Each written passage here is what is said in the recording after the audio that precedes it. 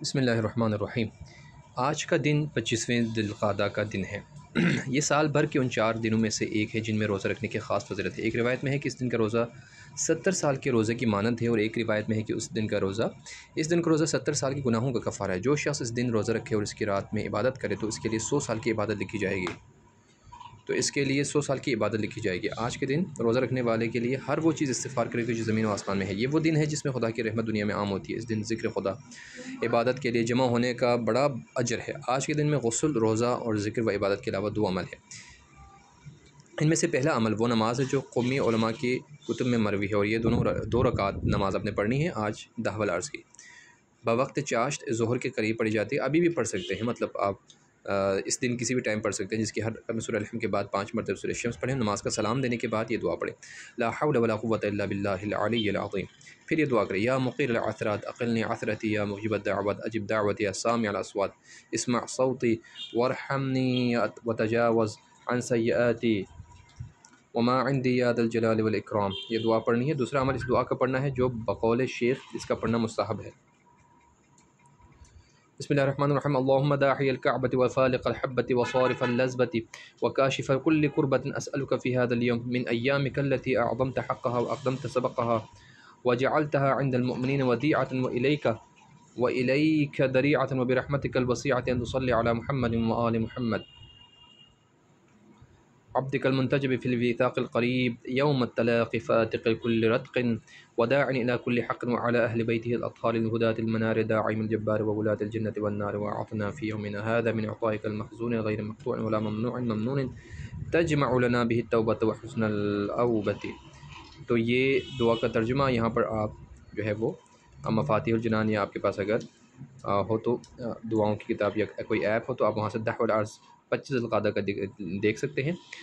اور اس کے علاوہ یہ دعا آگے جاری ہے، یا خیر مدعو و اکرم مرجو یا کفی یا وفی یا من لطف خفی اللطف بلی بلطفک واسعدنی بعفوک وایدنی بنصرک ولا تنسنی کریم و ذکرک بولاة امرک وحافظة سرک واحفظني من شوائب الدهر إلى يوم الحشر والنشر، وأشهد أولياءك عند خروج نفسي وحلول ربسي وانقطاع عملي وانقضاء أجل، اللهم واذكرني على طول البلا إذا حللت بين أطباق الثرى ونسيني 22 من الورى، وأحللني دار المقامة وبوئني منزل الكرامة، واجعلني من مرافق أوليائك وأهل اجتبائك واصطفائك، وبارك لي في لقائك وارزقنا حسن عملي قبل حلول أجلي،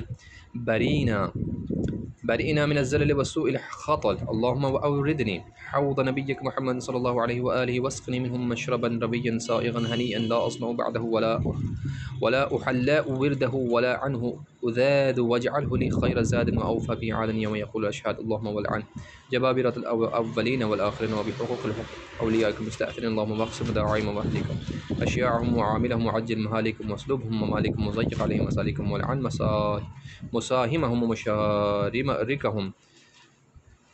یہ دعا پڑھنے کے بعد انشاءاللہ آگے یہ دعا کافی لمبی دعا ہے، اس کو آپ پڑھ سکتے ہیں۔ یہاں پر آخری ہم دعا کا حصہ پڑھیں گے، اللہم وعجل فرج اولیائک واردد علیہم مظالمہم اظہر بالحق قائمہم واجعلہ دینک منتصرا وبامرک فی اعدائک مؤتمرا، اللہم احفظہ بملائکۃ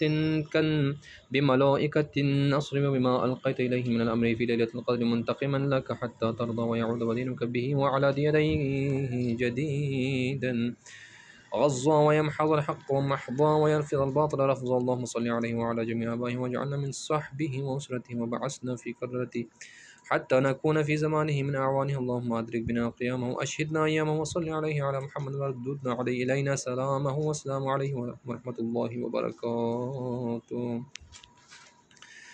لہٰذا اس حوالے سے آج کے دن امام علی رضا علیہ السلام کی زیارت کرنا بھی مستحب اعمال میں سے شمار ہے، اور امام علیہ السلام کی زیارت جو ہے وہ پہلے رجب کی زیارت تاکید ہے۔